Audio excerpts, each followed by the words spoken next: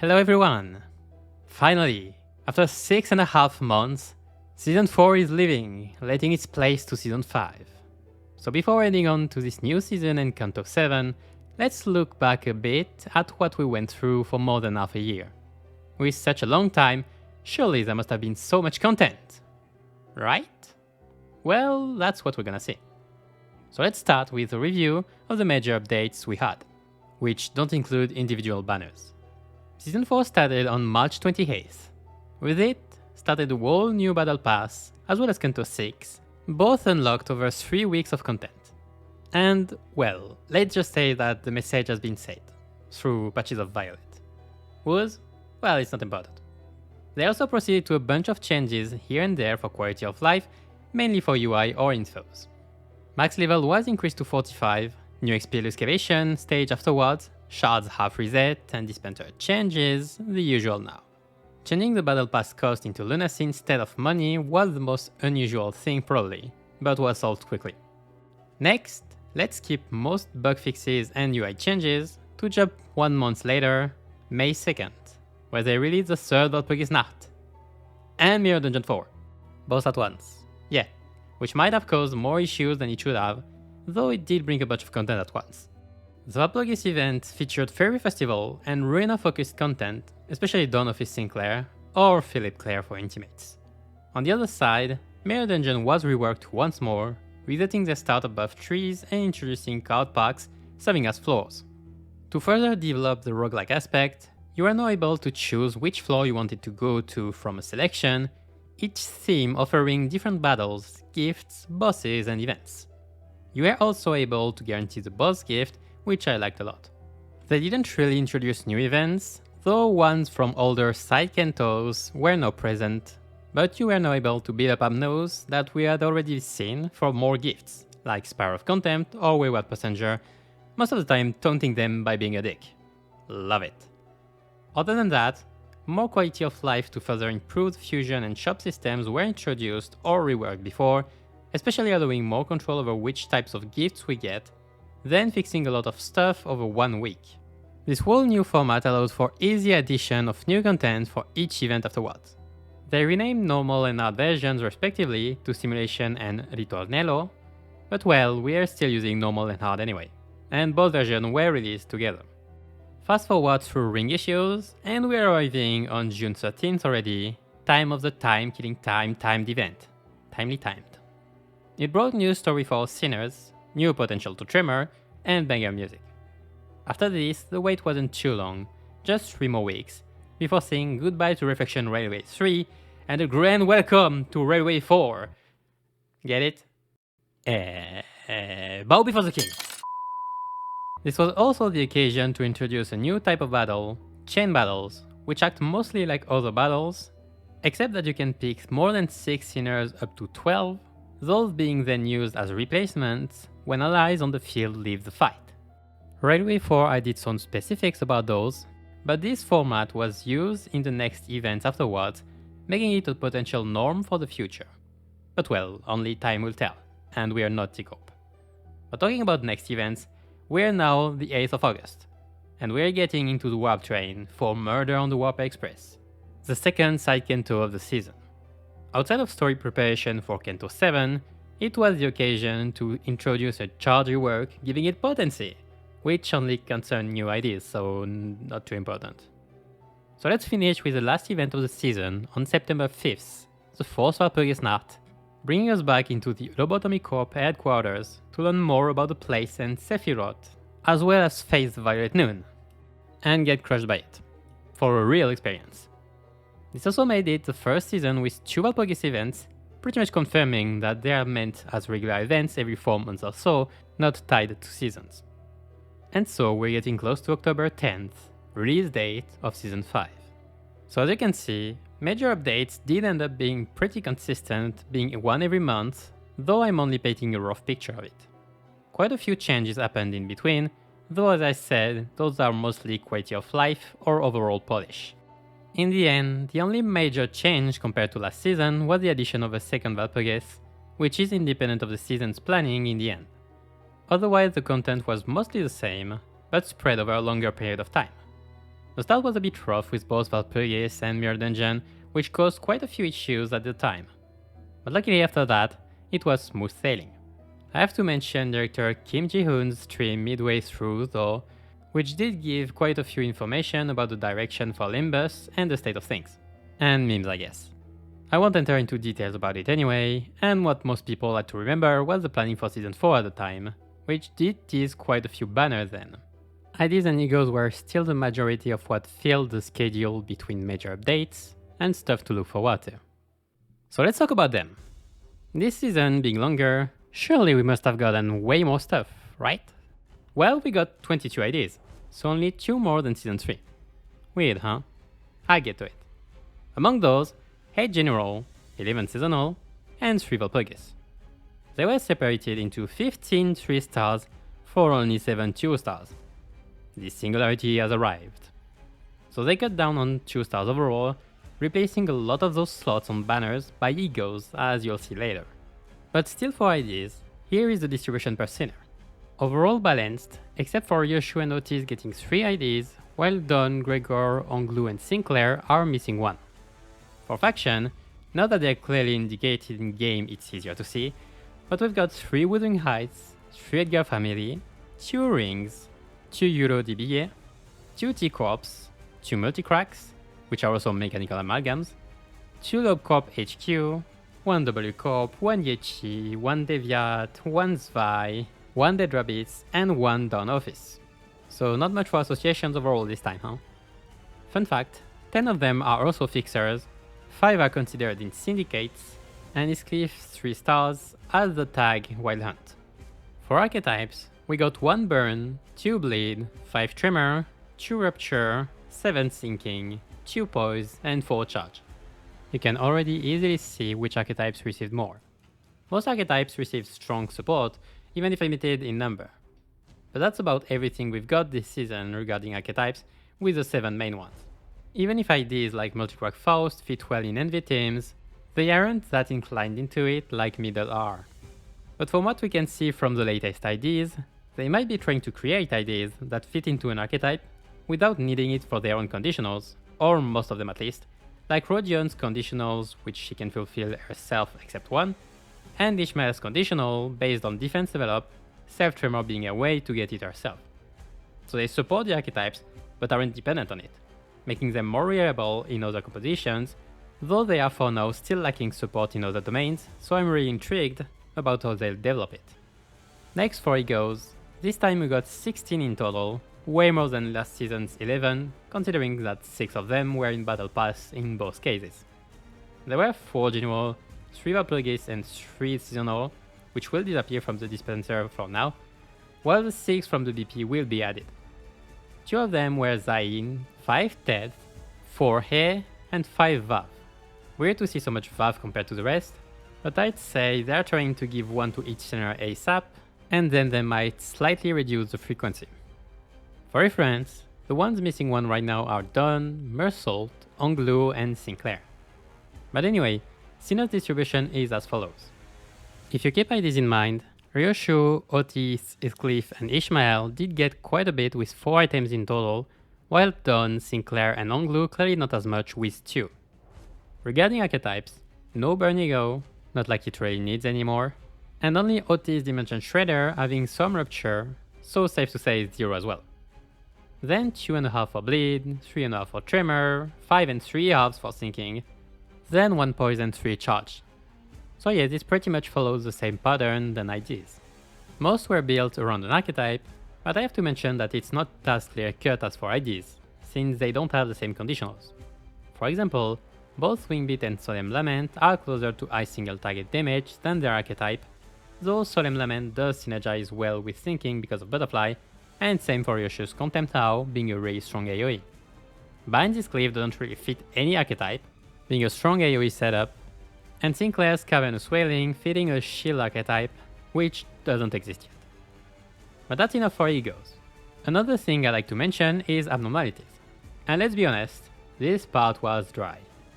Not only because we only got 3 new Abnos, all in Railway 4, but also because we didn't get new events in MD for any either. So all 3 new Abnos were ones we only saw in Mirror Dungeon before, and that were teased during the Battle Pass. We will have to see if they take that direction again for next season. Now for the second part, I'll go through my season's review for IDs and EGOs. As you might know, I like giving a little rating to IDs and EGOs when they come out, which I then re-rate at the end of the season in a stream in a tier list format. They are meant to be my appreciation for the items based on the strength they have or can have based on several criteria. I try to consider IDs and EGOs separately when rating, even if I still acknowledge it. You can see the full stream in the link above or description for details, and I'll quickly go through it in this video. I also did rate older stuff at the start of the season on streams, so all IDs and EGOs from previous season will be included in the list. If you want the full list, here it is for IDs. However, I did make a change, which is separating things I find too broken from the rest of the ratings, opening up a new rank. Because of this and meta evolution, I will have to make a few arrangements on some older ratings, especially 2 stars. So since I want to focus on this season and ratings, I'll use this list for commentary with only new stuff. So as you can see, most of the IDs we had this season were really good, especially 3 stars. With their design's experimentation, they managed to create fun and interesting IDs. But well, one might argue that fun stuff is strong stuff. So, Dead Rabbit's Mersault might be the least interesting ID, still better than most older 2 stars, but lacking interesting utility and clashing. Really reminds me of 7 Notice. Then we go up a notch, with both T-Corp IDs having utility in the shape of Time Moratorium. However, they don't have much more. Rodion has an easier time inflicting it, but she's a clasher and damage dealer without doing too much of either. Dawn is a bit better in fulfilling her tank role, though lacks sustain and to be considered as one, and Chains can be considered as problematic with reverb, but still have strong early fight clashes and speed with borrowed time. WTS is a good support, but that's about it. She's able to give quite a bit of charge to allies while sustaining herself as well with charge barriers, but she needs some time to actually ramp up, and their load status is hard to benefit from properly. Dimension Trader does help with that, which can push her up a tier. On the same tier, Butler Ishmael has easy conditionals, so she can do some damage with good debuffs, but her sinking infliction isn't too high, being outclassed by her Mola ID. In a similar way, UDB Roshu can offer good additional damage with passive, but is situational and requires a resonance, leaving it as an ID with average skills, but nice utility otherwise. Hair Gregor can have really strong damage with his passive, but is mostly limited to sinking. It does benefit from ego usage though, and skill 3 is a perfect setup for Solemn Lament. DHC Mersault can do good damage and tanking, being a good bruiser. He has good, even if random, sinking ratios, discards keeping some of his skills, and good synergy with some DHs. It just doesn't have an interesting DH team, and there are too many other priorities for sinking. EuroDB Onglube's main selling point is reverb, with a good skill 3 and okay skill 2. It takes time to gather his self-tremor though, and reverb is untangled, so Cavernous Wailing is often preferred. Butler Force has access to Echoes of the Manor, making her already valuable, but also has strong capacities in sinking teams. Butler Yoshu has strong damage potential with passive and crits, while being one of the only IDs able to maintain poise count. However, if she can kill with skill 3, she loses strength, so especially in boss battles. Next tier is where most new IDs are, being very strong. Ring Otis brings really good damage and bleed support with skill 2, though the rest of her kit doesn't follow as well. Multicrack Heathcliff have very good support for charge, as well as damage and speed to help all of it. Butler Otis not only has Echoes of the Manor, but very quick SP gain, making up for her otherwise not optimal clashes and high damage with her passive. Solemn Lament Sang has a really strong skill 3, but less interesting skill 2, and Reload's SP loss can be a liability. Butterfly can be core in sinking though, with Bygone Days helping as well. Deviat Rodion is like a supernova, shines insanely bright before disappearing. She's a bit awkward with Rupture but does really strong damage by herself while on the field, making her strong in most general teams, and another Deviat might make her able to come back to the field realistically. Multicrack Faust has insane damage rotation, just hidden between charge ramp up. If supported, she's a high DPS and can fit in Envy teams as well. Then Down Sinclair is the hardest Sinclair ID to play, and maybe ID period, but has one of the highest damage in the game in Ego form, with AoE as well. At the new 5, Rep Ryoshu might have a harder time for a damage rotation compared to W Corp, but can have a similar damage output, while offering good support for bleed as well, and having way more utility and sustain. Ring Isang's conditionals once fulfilled gives him one of the strongest single target damage rotation while helping bleed. Zvaishmael got her spot in the best IDs by having extreme tankiness and utility, with high clashing and good damage, only missing sustain, but Wingbeat might help with that. Finally, while Dante's Cleave deserves a broken tier in my eyes, having the highest damage rotation in the game, needing to ramp up but for the biggest payoff in the game, with access to S3 on demand. Now onwards to Ego. Here's the full list. I did a tier as well, but I'm not sure yet about the distribution. For this one, the biggest changes I would make is for fragility ones, since with more and more damage multipliers on skills, they will be less and less effective by being additive to those already insane multipliers. If you wanna have more information, I talk about it in my whole damage video. But now let's focus on Season 4 Egos. From the bottom, Rigor's Bygone Days might be the least interesting one. It has some SP heal, but that's all, with 1 attack weight and even sinking consumption on Awakening. Next, Sinclair's Cavernous Wailing barely escaped the same fate by offering shield over several turns, which is a lesser healing, but appreciable, though that's all he does, and shields aren't too relevant yet otherwise. Fellblade Cleave also gets ranked slightly higher by having a clear situation with pick what is cleave, able to build poised potency for a poised ID, which is what you'd want from a poised ego. Radiant Sanguine Desire is very lackluster outside bleed. However, it is so important to the archetype that I cannot really put it lower than here. Both Electric Screaming are just pretty good, Muscles being a good cheap charge support to replace Dawn's Telepole, as well as good Envy setup, just overshadowed by Regret. Meanwhile, Dawn's version can be a cheap, strong damage AoE, so that's valuable. Otis Binds is at the threshold, being a high attack weight ego for good damage, Fracture offering even more damage, but overall team dependent, and just got overshadowed by Reverb and the likes in Tremor situations, where you might want to use it outside basic AoE. Next, Windbeat is a very hard ego to categorize. At their lowest, it's not too good, while at its best, it's broken. Overall, after 2 coins reused, the ego is pretty strong, and even without setup, it's not too unlikely. But a meme is only a meme until it's constant enough. Even outside it, passive is also good, and dealing is actually fantastic for the new Zvaishmael. But then her Bygone Days has some constant healing for allies too, as well as a few nice debuffs, but especially Echoes of the Manor on Corrosion, making it available on demand on any ID. Then it's followed by Yisang's Bygone Days, able to inflict high sinking potency, with a special Echoes of the Manor interaction. Passive is also good for Yisang. Otis Dimension Shredder fits W Otis like a glove, helping her a ton with charge potency. It also doubles as a pretty good 4-6 attack weight damage ego with some multiplier. Eclipse Binds offers very nice setup with Bow before the King, passive and AoE damage, and that's about it to be honest.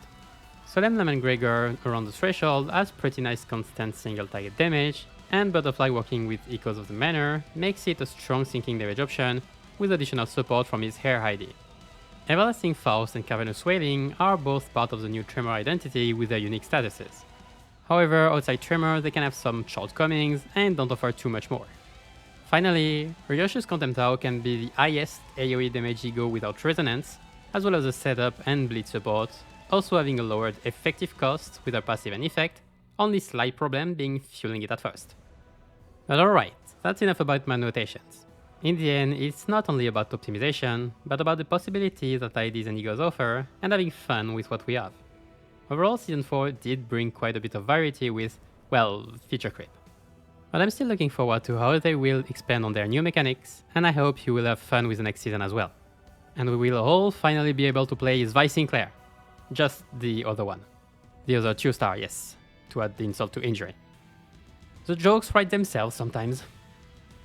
And that's the end of this video. Thanks for watching. Final message, this video will conclude this season. I'll take some time to enjoy Kanto 7 now. I'll be streaming it every Friday, and I'll also do shorts for the new IDs, as well as Battle Pass Egos. I might try something new for the shorts during the season if I feel inspired enough. Subscribe and check the community tab for more news. In any case, see you next time, and keep your sanity high in this slow descent into the inferno.